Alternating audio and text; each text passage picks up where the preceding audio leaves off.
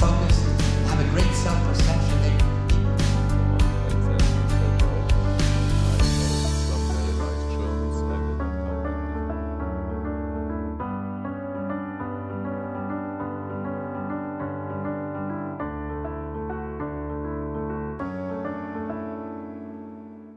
I grew up in the area of New York called the South Bronx. New York has many different boroughs.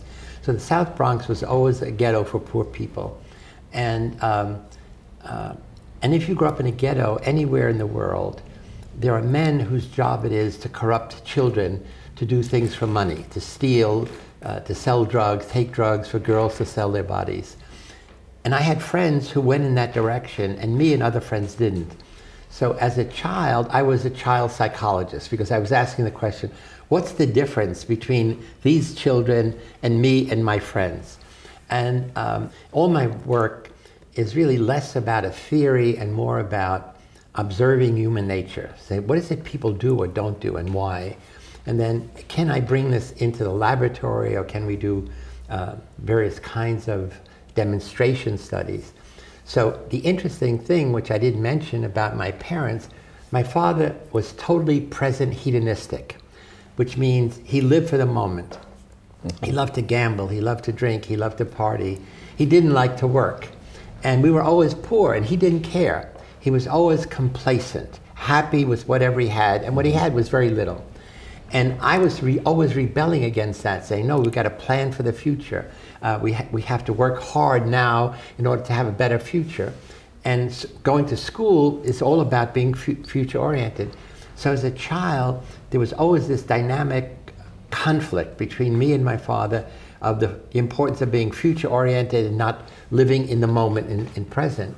And so when I became a psychologist, I said, hey, I should study this phenomenon, because it's not only about me and my father, but it's probably true of many people. So I want to argue that time perspective is one of the most powerful influences on all of human behavior that has been totally ignored. The key to success of any individual and any country is being prepared for change, being prepared for novelty, being prepared for things that are new and different. You're also using this time perspective, and you're also teaching this here at this Congress here in Heidelberg for traumatherapy.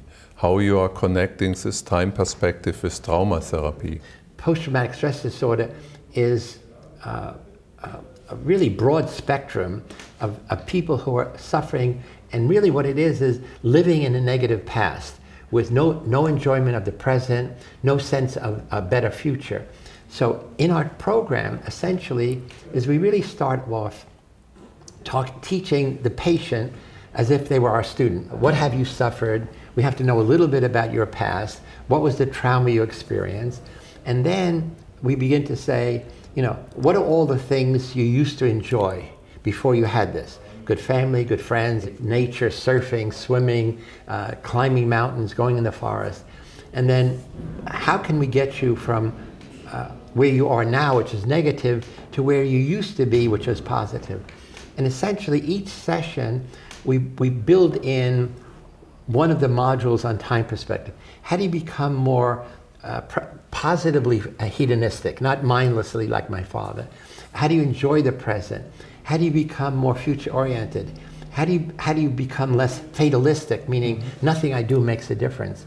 So essentially, in the therapy, which I'll talk about in our Congress today, is the therapist is in part a teacher, and the patient is really like a student. So we change the role, and as we go, then we give them the time perspective scale, and we show them how destructive their profile is, and we tell them, here's what is ideal. So together, we're going to work to get you from where you are, all these negatives, to an ideal positive.